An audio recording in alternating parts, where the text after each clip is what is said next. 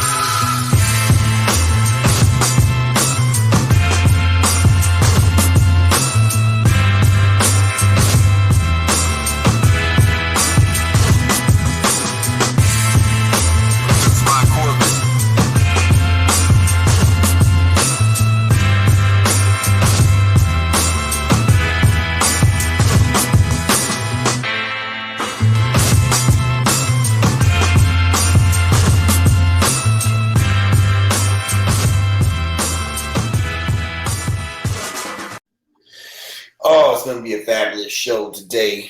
We're going to be talking about parenting and parents and just all that just stuff that comes with being a parent. Woo! I'm excited. Dr. Lisa. Good morning. Can you hear me? Hey, Dr. Lisa, you finally did it. Yay. How you doing? I'm doing great this morning. How are you all? Good. We're doing great. We're feeling amazing. So we're going to jump right into it. Dog training has made me like this little pseudo therapist, if you will, because a lot of times it's difficult to talk to someone about their dog when there's issues that are going on with parenting. And you have dedicated, your life to helping parents with Parents Anonymous and just your background, your master's degrees, you've been Georgetown University, Ohio State University, University of Denver. You are amazing. Your background is just like no joke, and you dedicated your life to helping parents. How did you get to that point? Well, I think that, I think the way we're raised is essential to how we become adults and human beings. And I think that the family, whatever that may be for people, and that configuration is not a set thing. That I grew up in a loving, caring family. I had two amazing parents, two amazing grandmas. I didn't really know my grandfathers, but I think I wanted to support people in their own empowerment journey. People are struggling as parents, and there's so much blame and shame out there. You're supposed to be the perfect parent. You're supposed to, know what to do at every one time. And I became a social worker. I have a Ph.D. in social work to help people. So starting where people are at is really key. And if people are coming to you as a dog trainer and they're saying they love their dog, they're not sure how they feel about their kid, then they need to figure out, well, what's going on with that relationship with their child. Many people might respond to the unconditional love of a dog differently than a kid who mouths off at them, or they don't have the support they need from a partner, a teacher, a neighbor, a family friend. They just feel judged all the time. So people might gravitate towards their dog and not intentionally ignore their children, but just feel very much at a loss. People get a lot of love, unconditional love from their animals. And kids, it's a different situation. You need to build that relationship. You need to nurture that relationship for yourself and for them. And each kid is really different. And during COVID, we had all that worry, stress, and strain on all of us that made things even more difficult. Now, is that a question for you? So I've had parents say, I like my dog more than I like my kids, and have broken down in tears over that, and they sincerely meant that. Like, what's happening in situations like that? Well, what's happening is that either they don't feel they can relate to this child, they get unconditional love from the dog who doesn't talk back to them and appreciates everything. And so the relationship with the child is just disintegrated to the point where they're totally frustrated or upset with that kid. And they don't know how, or are not getting any support to address whatever underlying issue. Maybe they broke up with somebody who was the father or the mother of that child, and every time they see that child, they feel a conflict. Maybe it's triggering things in them. They really need to reach out and ask for help. They can call the parent helpline to talk to a trained and compassionate counselor. They need to seek out the help to explore what that is. I can't conclude for others what might be going on. All I can do is encourage them to dig deep, because there is an emotional basis for our behavior. So when people say, I don't like my kid, okay, well, what's going on? And there are many things going on, but really exploring the difference between the child's behavior and your feelings about the child and how you've responded or not responded to that child and what that relationship about is pretty complex. It's not an easy answer either way. But, if you're dedicated to your dog, you need to dedicate yourself to exploring that relationship with either one of your children, all of your children, your life situation now because of COVID. Everybody's locked up at home with each other. You can't do the things you normally can do. Who doesn't feel lonely, pressured, isolated? Everybody does. But how people manifest that is the difference. So you and I might experiencing this differently, but can support one another. And that's the issue. Now, can that be reversed? Can that be fixed? Of course. I mean, I don't like pistachio ice cream, but I like chocolate ice cream. That's just a preference. A relationship between a parent and a child is essential, is emotional, it's psychological, it's historical, and it's long term. It's not, I don't like that movie, so I walk out of the movie theater, or it's totally different. So people have to really put some effort into exploring the underlying reasons and the underlying psychological feelings they have. Like when you say you don't like something, you really need to figure out. Well, that's I would say that's a huge thing I see a lot with people, because a lot of people feel like parenting is like you just know how to be a parent. There's no instruction manual. If you're a bad parent, if you go get help or read a book? Or, I mean, how do you help people get over that by itself? That it's okay to go to a professional like you to seek help? Well, I think we keep putting that message out there. At Parents Anonymous, we have a slogan for more than 50 years: asking for help is a sign of strength. And what I encourage parents is you need to continue to ask for help to get the help you need. You may call a friend and they're extremely judgmental. Well, then call that friend about those issues. You need to find that. That's why a confidential call to the helpline, 1-855-427-2736, gives you the opportunity to reach out. You don't even know the other person on the other line, but we are there to support you. And that creates this opening to explore those kinds of deep-seated issues. And I think that people realize that the longer you ignore things, it's just the worst. They just get worse. They don't go away. Whether you sink them down deep, whether you say, I'm going to do this and that. People say, yeah, I got into exercise. I got into all this healthy stuff, but I really haven't taken care of my soul. I haven't really taken care of those essential issues. Or people say, I want to change my career. That's great. I want to go to school. I want to learn something new. I want to have a better relationship with my children. I don't think people are born to be parents, and they need to learn that. Parenting's not cooking. It's not, I can't give you a manual. You can read a lot of books. There are suggestions out there about strategies, and there's lots of information, but you need to take the information and put it in your wheelhouse called your values and your beliefs. And then you need to deal with your own underlying emotions so that you can actually apply some of these things in times of stress, which who wouldn't be stressed right now, in times of all kinds of challenges, economic, personal. Some people are breaking up in their relationships. Some people are saying, I've had it with these kids. They're running wild. They're not listening to me. And, I've got to still work. And I've got to have a roof over our head. I've got to be able to put food on the table. I've got to be able to pay the cable bill, the internet bill. These things are not free. Parents feel very, very responsible as providers and thinking themselves, I'm going to dedicate myself to my children, even the other way. And they're not taking care of themselves, body, mind, and soul. If I can't learn to calm myself down, how can I help my kid? If I can't learn to deal with the ups and downs of life, be resilient, how can I support my kids in that process? Because everything is not a bowl of cherries and everything doesn't work out. And it's not the falling down. I used to tell my kids all the time, it's not the falling down that you need to expect. It's how you get up, brush yourself off, and move forward. Because many people get up, but they feel stuck. They can't move. They feel they're very depressed. They're overwhelmed, and they might, make a meal, tell their kids to go to bed, but they feel like they're walking through a fog. They're not really moving forward because they haven't dealt with that. And we know in science that every behavior has underlying emotional issues. And I'm talking about fear and anxiety and loss, the deep-seated things that we have to address. And that we do on Helpline. We also, if you live in California, you can sign up on our website, paparentyouthhelpline.org, to join an online free weekly support group for yourselves and your kids.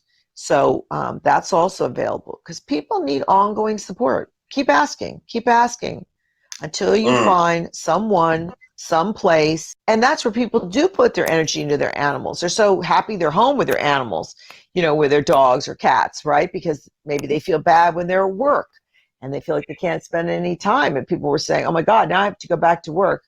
And I got this dog. I've been home with my my dog all day. And they're expecting me to be here all day, and they're next to me while I'm working. These are people who can work at home, not, healthcare workers and first responders and people who work in certain industries where they can't work at home. And I think those are many of the challenges that people face in terms of a balance in your life. And it's not, a balance does not mean, Toriano, does not mean it's equivalent. Like I'm going to do 50% of this and 50% of that. Sometimes you're doing 100% parenting and you're not doing anything to take care of yourself. The question is overall, how are you nurturing yourself so you can nurture your children? So I want to just circle back to what something you said, and someone had made a comment of when you said that, parenting is not just second nature, right? Are there some people that even though they have become parents, maybe should relinquish their rights as a parent? Like, can that for some people, are they not coachable? I don't think it's about coaching. I think people have to decide for themselves. I guess I don't make that decision for others. I'm in the business of helping people explore that. I think, yes, there are some people who are struggling deeply with many different complex issues. Maybe it's mental health, maybe it's drug and alcohol, maybe it's domestic violence, and they don't feel like they just rarely met a parent who said, because they're coming to Parents Anonymous for help, that said, oh, I'm here asking for help, but I really don't want to be a parent. I don't want to be a parent this moment because this teenager is driving me nuts. So when you break that down, are there people who shouldn't be parents? I'm sure there are. It's not for me to judge, so it's hard for me to say that. It's more to me about if everybody feels blamed and shamed every time their kid does anything wrong, like mouths off or knocks over like some cereal at the grocery store or whatever, and everybody stares at the parent, like, instead of accepting, kids will be doing certain things that even if the parent sets limits and does the right thing, they're human beings too, kids, and they'll react to anything and do things. And in public places, people think they can judge and know what that family's about. And I say, there by the grace of God go I. I don't think you know anything by seeing somebody in public who's upset with their kid about something. You just see one moment in time. So be careful about judging people, even as a professional. I'm talking about the everyday issues of, have I done right by my kids? Did I yell at them today? Did I tell them like 300 times to pick up their toys, to make their bed, to do their homework? And why aren't they listening? I'm just so frustrated. So how can I be this great mom or dad or stepmom or dad or whatever when I'm just feeling so frustrated with them? Well, you need to deal with the frustration. What's below the frustration? And then once people deal with the underlying issues, they can look at, well, Johnny reacts this way, Maria acts that way, and oh my God, I got a third one who's totally different. I just had this conversation with one of my friends this morning, and we were talking about the issues that parents have as a kid that they have not addressed. And, you know, when they grow up, people look at them as if, you know, it doesn't bother them or it doesn't affect them. But in terms it does, you know what I'm saying? If they haven't really addressed the issue and got therapy for it or counseling, everybody wasn't raised the same way. Everybody wasn't raised, you know, the correct way or loved properly by their parents. So it lingers off into their parenting or their parenthood. So absolutely. And I think recognizing it's a lot. is so important. It's so hard because many people say, oh, that was a long time ago. Oh, that doesn't really shape me. Yeah. And I don't want to be defined but by it that. does, because you grow up with those. Yeah, you grow up with those pains and those issues and, you know, those insecurities of not, you know, having a parent to love them or feeling neglected. And I mean, it goes a long way. And, you know, just because you may be an adult doesn't mean, you know, that those issues don't, you know, exist if they haven't been acknowledged or addressed, you know, correctly, I should say. And you know what? It's a lifelong struggle because people, when they become a parent, might say, I'm not, you know, I had this terrible childhood and I'm not going to be like that person. But you're right. They haven't dealt with what did that mean for you as a person? You know what I'm saying? What it means for other people might be different. And so if you haven't dealt with it, when you become a parent, come some way or another, and you need to address it because we can't go forward if we're still stuck in the past. Yeah. And if we say, oh, we're just going to ignore the past, we're human beings. It's very hard. Those life about where people feel, I never had a relationship with my dad. I'm going to be the best dad ever. I'm going to be like him. He was this way to me. He put me down. You're breaking up a little bit. But I don't know if that's my phone or yours.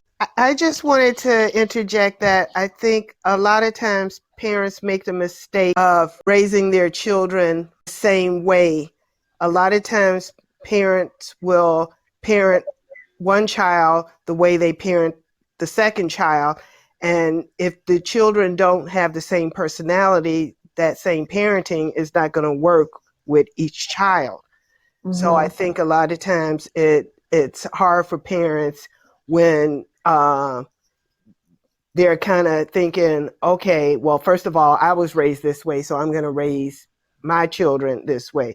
But if you don't factor in what a child's personality is, raising that child that way is not going to work just because it may have worked for your first child. I agree with that too, because I don't have any kids, but I'm the oldest of three. Oldest of two, I should say. It's three of us. And me and my brother, we're 8 years apart, and me and my sister, we're 12 years apart. So there's a huge age difference between us. We're still very close. However, I know that the way that my mom raised, when I was coming up, with, and it was just me and my mom, had certain rules. We had to do this, we had to do that.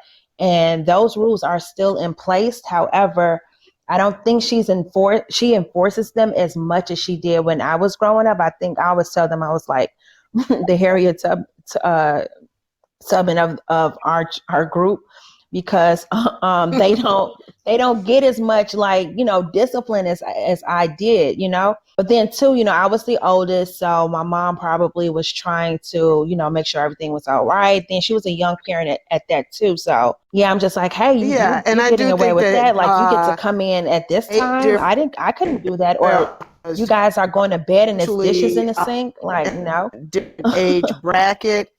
It tends to reflect how you treat that child versus a child that was born, say, in a whole different decade. But even when, and then too, where the parent is too, when they're parenting, because my mom, she was in her 20s, her late teenage years, 20s. Right, so, that's what I mean. Because obviously, she was really strict with me.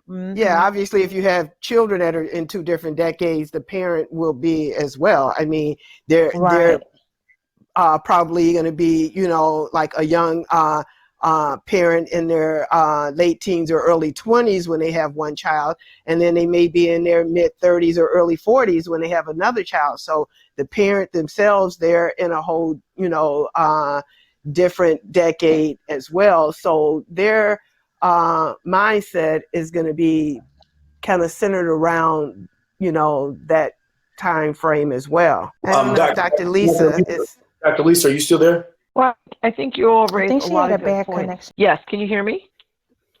Yes. Can you hear me? You were kind of breaking up earlier. Can you hear me? It's better now. Okay. Dr. Lisa, a question point. So let's pray the internet works. A question that's coming in is, I'm a single parent and I'm struggling doing this alone. So what's something out there that we can tell to that has popped up more than once as a question today coming through? Well, number one, you can call the helpline, open 12 hours a day, or you can email us. And reaching out for help is really important. I think you can also go online to our website and get a lot of resources. And I highly suggest you create some support systems. You can hello, the school Dr. Lisa, you're breaking up. Look, how you can actually, can you hear me? Okay. Is this better? Yes. Is this better? That's better. Okay. So number one, I would suggest if you're a single parent, reach out and call the helpline, and you need to find some support systems, maybe locally. So through school districts, through even cities, there are Facebook pages. People say, well, I don't have any friends that are in my situation.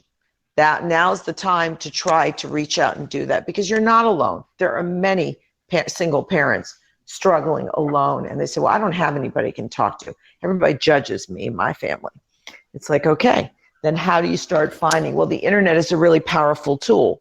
Find something that you can connect through your kids with other people, right? Or interests you have. Like some people are saying, well, I'm taking up knitting.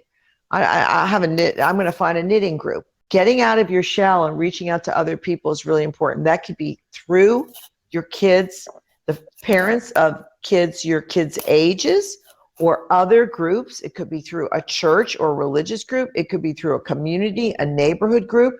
And let me tell you, if it doesn't exist, start one. Parents are balancing a million things. Start one. Seeking other single moms or dads who, want to Zoom and talk once a week for an hour. In California, you can join an online support group at caparentyouthhelpline.org. and we provide free weekly groups on Zoom. If you live outside of California, we have some other entities, but we're trying to raise money to do things more nationwide. It's really hard because we consider ourselves a first responder system for parents. And if every other number you have is like, well, if you're going to run away, call the Runaway Youth Hotline. If you think you're going to commit suicide, call the Lifeline, okay? Or you think you're suicidal. I mean, there are all these emergency numbers, but what is there just for parents who just want support? They're not in an emergency situation yet, but they feel lonely and depressed, what you were just talking about, just totally out there with no support. And that's really important. So the number again is 1-855-427-2736. Leave us a voicemail. Tell us when to call you back. If the phone is too busy, you can send us an email. We'll respond, and keep asking for help. But parents are resilient. Your parents are balancing a million things. Sometimes you have to create something if it doesn't exist. Well, I don't have that interest, and that group does that. And people are playing games online, and they're trying to create social groups. Start one yourself. You'll be surprised how many other people out there. You want to set forth some parameters. You want to say you're looking for people who have this interest. You want to do one thing. You maybe not take on the world, but create it as a way to have social connections. Because schools are opening online, and the school year is starting, and parents feel a lot of challenges between the pressures of work, the lack of work, and what their kids are doing in front of a computer. And I just want to say one thing. Make sure you're monitoring your child's internet activity. There is a spike in sexual cyber predators right now, and people think, I got that tablet from the school. Nobody can get in there. Well, cyber predators can get into any computer. So you need to check out what your kids are doing, because they are looking for lonely, isolated children. And who doesn't feel lonely or isolated because of COVID, right? Mm-hmm. That's a really great point, especially because more than likely kids are going to be working off their computers from home. And that's a full-time job in itself. Dr. Lisa, I know you have to jump on some other meetings. Today's just been so phenomenal. We can talk about this in so much more detail. We want to bring you back. We're going to reschedule too to bring you back and ask you more questions, because this is a big deal, even with dog training, because it's hard to talk to someone about how to train their dog when their kid is, jumping on the countertop and they're screaming at the kid, they're screaming at the dog. So there's definitely a lot of carryover. And, being a parent, a lot of things you think that are just, you're supposed to just automatically know, and that there's this you can't ask, or there's no such thing as like parenting school or parenting coaches. So that's just, I want to thank you for, as a parent, I want to thank you for being the, CEO and guiding Parents Anonymous for all these years. And that there is something out there where parents can actually get help, because I know a lot of parents struggle with being parents. So Exactly. And we can do a lot of things on the internet. So we don't give up on people because, people are sheltered. People cannot be in groups. People should be safe. So thank you very much for having me. And I would love to continue the conversation. And I think that just going back to what you're saying, 60 or 70%, somebody told me the other day, of households have dogs. So there are a lot of dogs in families, and families are considering maybe getting a dog during COVID because people are feeling lonely and disconnected. And that's a great way to do that. It's also a great way to strengthen your family relationships, to teach a young child how to care for another living thing. It's to make it a family event. There are many, many positive aspects to owning animals, pets, dogs, etc. And of course, people have to weigh, can they do it? Can they afford it? Is this the right time for their own family? So I take my hat off for you. Thank you for having me, and thank you for having the show. Thank you, Dr. Lisa. And Thank you, Dr. Lisa. Yes, thank you. Thank you. Tammy Tam joining in. And for all our listeners, go visit Dr. Lisa, where can people find more information? They can go two places, parentsanonymous.org And if you live in California or you're concerned about a family member in California, like you could be grandma living in Chicago, but your kids live in, San Francisco, I don't know, somewhere in California. It's CA parentyouthhelpline.org. And I want to remind, youth can call us too. It's not just parents. And parents can hand the phone to their kid and say, look, you keep complaining about this, you're upset about this. Why don't you talk to a counselor on this phone number? I'm going to dial it for you. And kids are very relieved and say afterwards, I feel better. Thanks, Mom. I'm sorry I acted that way. And parents are reporting that to us. So whether you're a first responder, a single parent, a grandma, any role you have in taking care of other kids, please reach out. Awesome. All right. Well, I'm Toriano Sanzone. We will see you tomorrow at 11 a.m. for another Wolfkeeper podcast. And go out there. And remember, there's only one alpha dog, and that's you. Take care. Bye, everyone. Bye. Peace and love. Goodbye. Have a good day. Bye. Welcome to the Wolfkeeper, a show that's just about everything that you can maybe think about, everything that you can feel that's inside of your heart. What I need for you to do right now is spend the next hour relaxing. Just stop your day before you go into 12 o'clock. And I just want y'all to close your minds, open your hearts, and relax and go on this journey with me. It's a beautiful place that you're about to go. Because I want to make you feel, I want to just open you up and think about some things you never really thought about. Right now, the Wolfkeeper. Come on. Good morning, y'all. Come on. It's the Wolfkeeper show. Get ready. Come on, let's go. Yeah. Woo. Yeah. It's the Wolfkeeper show. Your boy, Toriano Sanzone. Yeah. Chanelly Nell. My boy Tyrone Scott somewhere rocking the Doogie Dogs. Denzel's in his house. Shacky Shack. And for all the people out there that love us, we love you back. Thank you all. Get ready for an amazing show with the Wolfkeeper. Get ready. Here we go.